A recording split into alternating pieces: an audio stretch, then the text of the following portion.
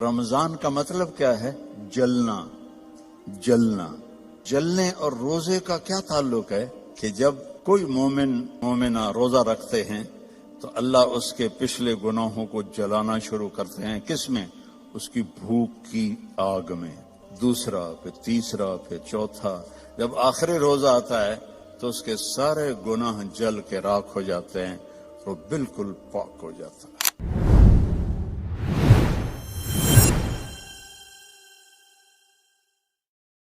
میرا نبی دو جہان کا سردار، کعبہ قوسین کا مالک، کہتا ہے کاش میری ماں زندہ ہوتی اور میں عشاء کی نماز مسجد میں باجماعت مصلی پہ کھڑا ہوتا اور میں سورۃ فاتحہ بھی شروع کر چکا ہوتا۔ ادھر آپ کا گھر تھا، ادھر سے میری ماں کی آواز آتی محمد، تو میں نماز توڑ دیتا۔ میں کہتا لبیک اماں، آ رہا ہوں۔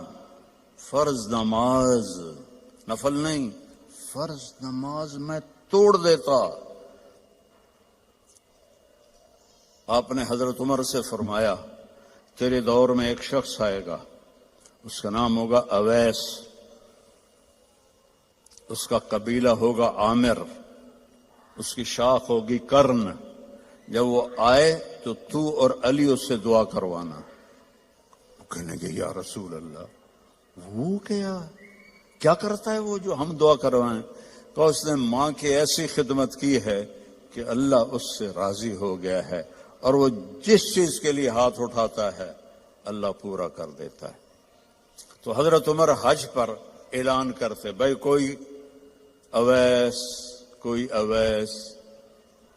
کئی سال گزر گئے تو آخر ایک سال آپ نے سارے حاجیوں کو اکٹھا کیا اور کہا بھائی یمنی کھڑے رہو باقی بیٹھ جاؤ۔ تو یہ سارے بیٹھ گئے، یمنی کھڑے رہے۔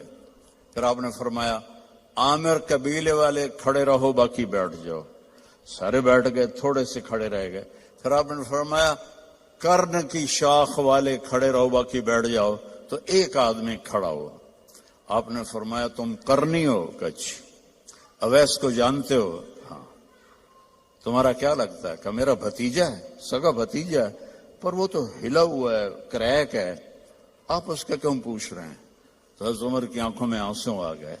کہ کریک وہ نہیں، کریک تو ہے، یہ بتا ہے کہاں؟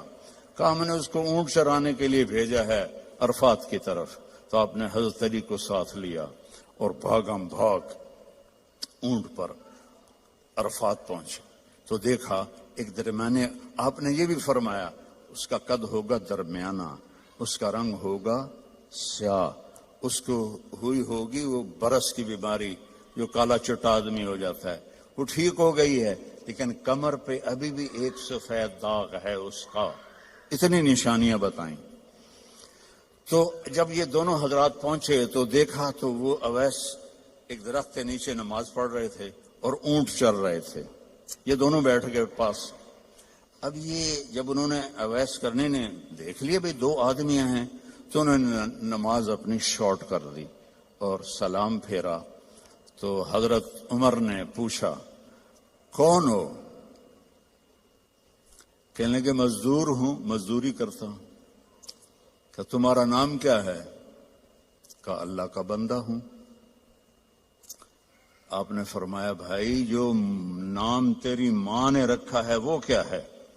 اب وہ تو پہلی دفعہ حج پہ آئے تھے، نہ عمر کو جانتے نہ علی کو۔ وہ کہنے کہ بھائی تم کون ہو میری تفتیش کرنے والے؟ تو حضرت علی بولے یہ امیر المومنین عمر ہیں، میں علی ہوں۔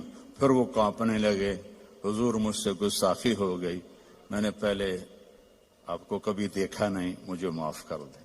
حضرت عمر نے فرمایا ہاتھ اٹھا۔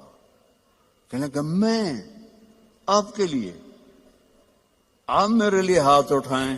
کہ نہیں، ہمیں ہمارے نبی نے فرمایا تھا کہ اویس آئے گا، وہ جب ہاتھ اٹھاتا ہے تو کبھی خالی نہیں آتے کہ اس نے ماں کی خدمت کر کے وہ مقام پایا ہے، نہ جہاد سے، نہ روزوں سے، نہ حج سے، نہ زکوٰۃ سے، نہ نفلوں سے، نہ ذکر سے، نہ تلاوت سے، نہ سخاوت سے، ماں کی خدمت سے۔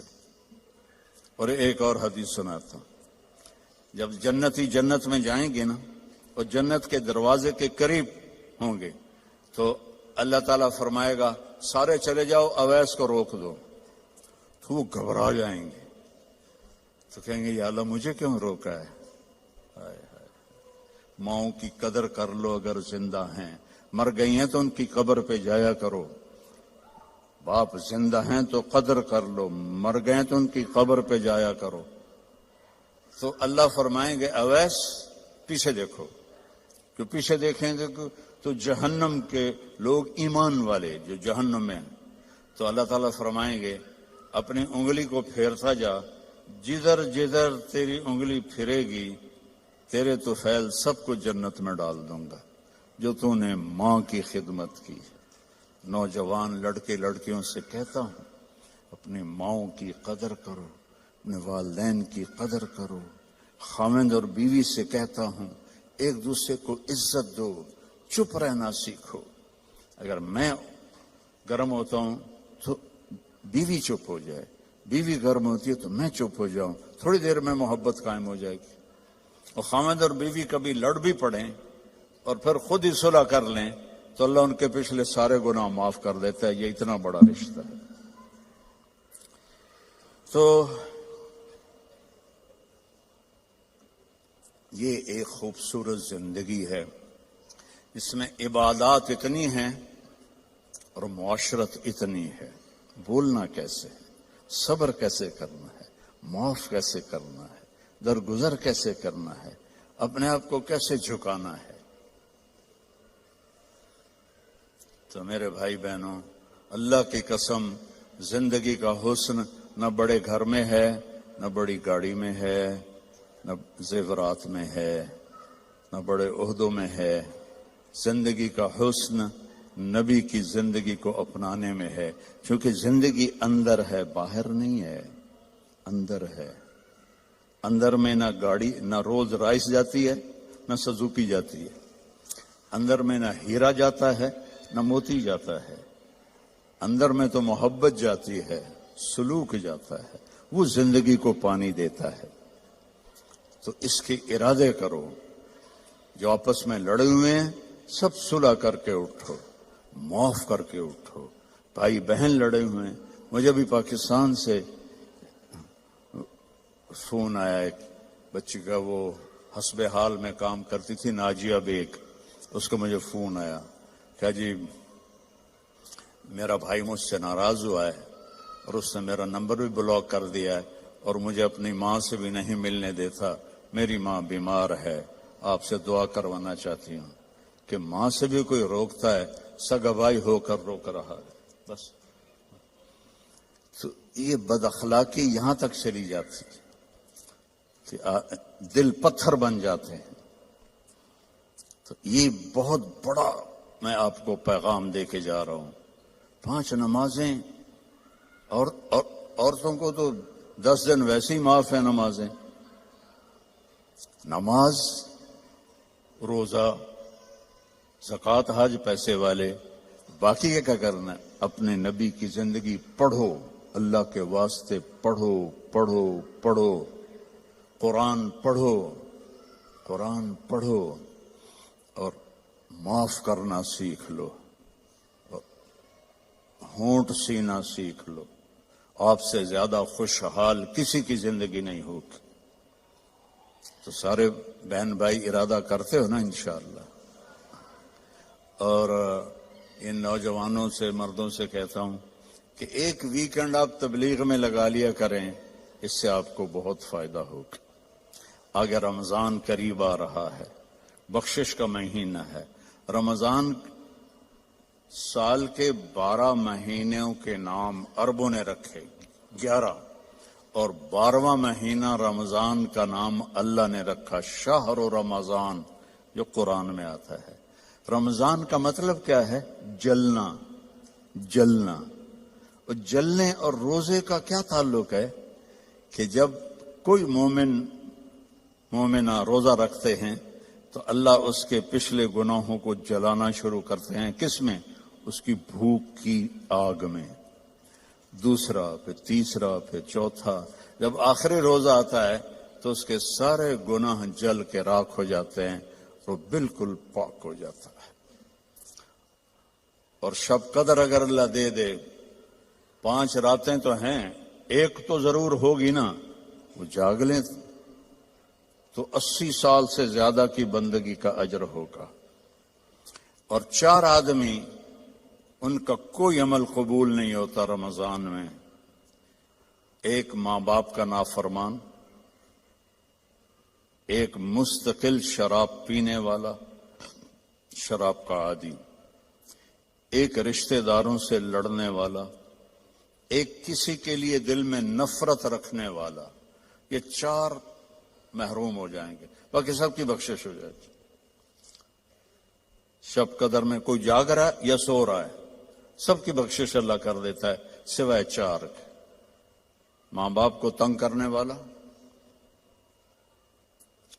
شراب کا مستقل عادی، تو بیچنے والے کا کیا حال ہوگا، رشتہ داروں سے لڑنے والا، دل میں نفرت رکھنے والا۔ ایک ٹیشو پیپر دینا مجھے، میں آپ کو ایک لفظ کا مطلب سمجھاتا ہوں۔ ٹیشو پیپر ہے دینا۔ اللہ تعالیٰ نے اپنی نافرمانی کے لیے لفظ استعمال کیا ہے معصیت، عصا، اور والدین کے لیے کیا ہے عقوق، من عق والدیہ۔ عقا کسے کہتے ہیں؟ یہ ذرا ٹیشو پیپر دیکھنا،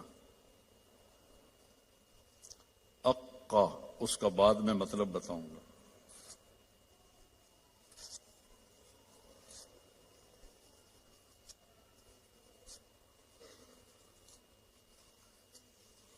اب یہ جڑ سکتا ہے؟ کیسے پرزے پرزے ہو گیا ہے۔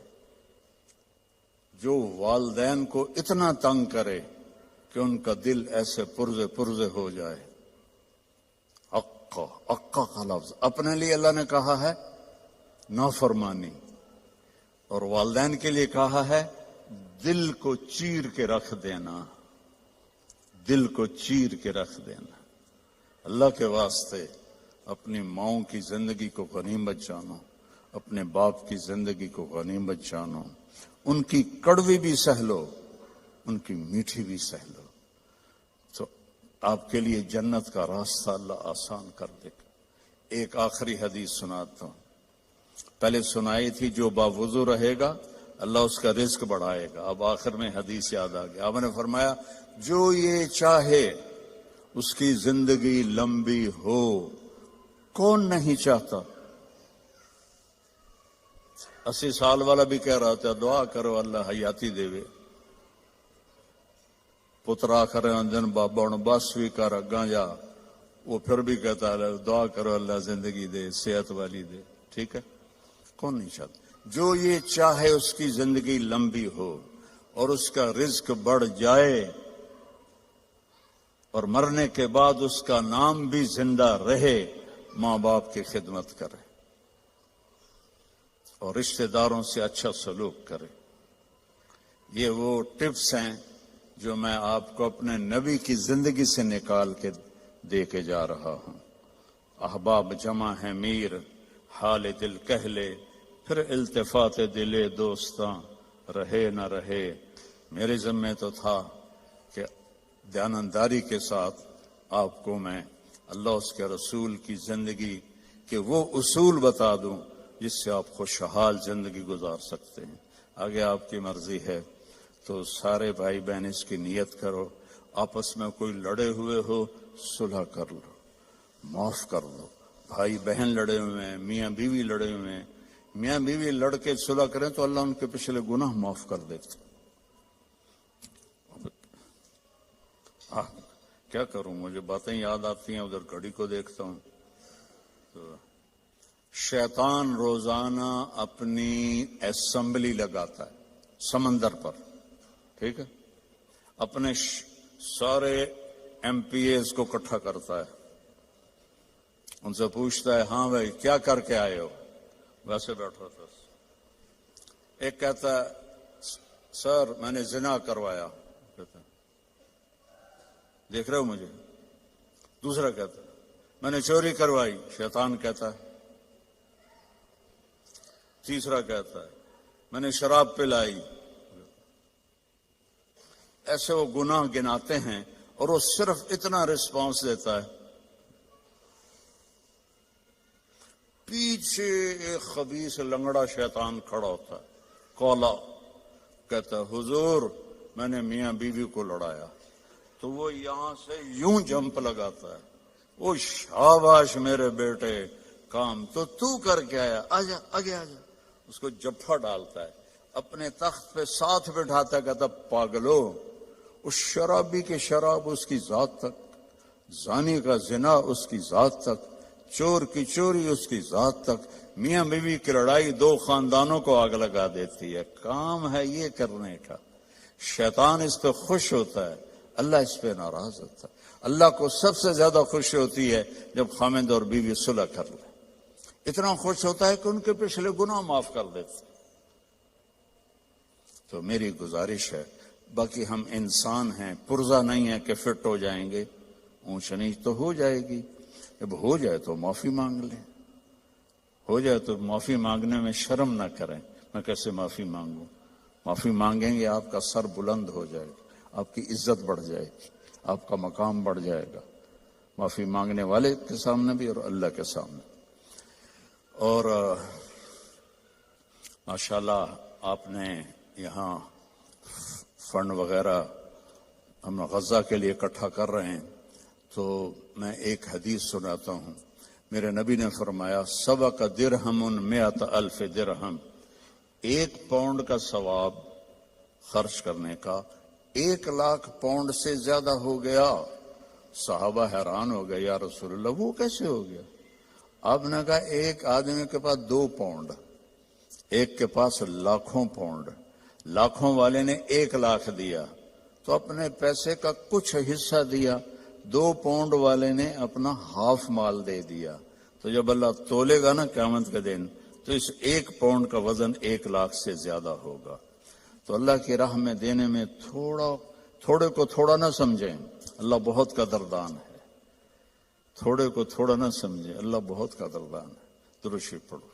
اللہم لک الحمد کما انت اہلہ فصل علی محمد کما انت اہلہ وفعل بنا ما انت اہلہ انک اہل التقوی و اہل المغفرہ. یا اللہ یہ تیرے محبوب کی امت کے بندے بندیاں، جوان بوڑھے درمیانی عمر، سب تیرے سامنے ہاتھ اٹھائے ہوئے ہیں. اس غفلت کے ماحول میں ہم سب کی بخشش فرما دے، ہم سب سے راضی ہو جا. ان سارے آنے والے مہمانوں کی دنیاوی آخرت کی ہر عزت ان کو عطا فرما اور ہر ذلت سے ان کی حفاظت فرما. اور یا اللہ اپنی محبت دے، اپنے حبیب کی محبت دے. یا اللہ ہمیں کبیرہ بھی گناہوں سے بچا، صغیرہ گناہوں سے بچا. رزق حلال عطا فرما.